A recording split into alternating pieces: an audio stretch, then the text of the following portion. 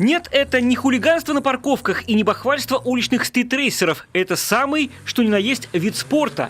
Дрифт, как собственная дисциплина, появился в Сыктывкаре всего год назад. И сегодня наши водители с геометрическим мышлением уже опытные бойцы. Даже новичков здесь не смущают специальные термины: постановка, перекладка и дуга. Заезды одиночные и парные. Парные заезды, там первый участник едет по заданию, второй следом за ним должен максимально повторить за ним и максимально близко к ним проехать. То есть это не контактный вид спорта, но все равно, то есть контакты случаются, это неизбежно.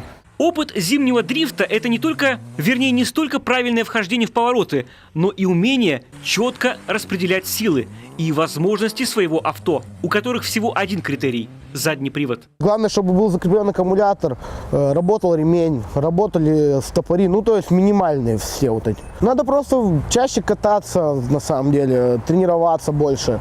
Опять же, машину надо постоянно готовить как-то, каждый год совершенствовать что-то, добавлять что-то где-то, как-то развесить правильно, все очень влияет на это. На последнем этапе я догрузил машину и понял, что машина едет сейчас лучше, чем когда я ехал без догруза. Сыктывкарский дрифт в мире автоспорта всего лишь мальчишка, наращивающий мускулы, но уже пробующий свои силы в схватках с взрослыми. Вовсе не случайно, что в соперники себе сыктывкарцы выбрали кировчан и архангелогородцев. Они в дрифте практически профи. Впрочем, помимо спортивной функции, дрифт несет в себе еще и обучающую. Мы сделали самый большой в республике ледовый трек, и сейчас приглашаем всех, все автоклубы, руководители автоклубов, участников автоклубов и просто автолюбителей проводить на нашей площадке не только соревнования, мы приглашаем их в спорт, в том числе и любительские виды спорта.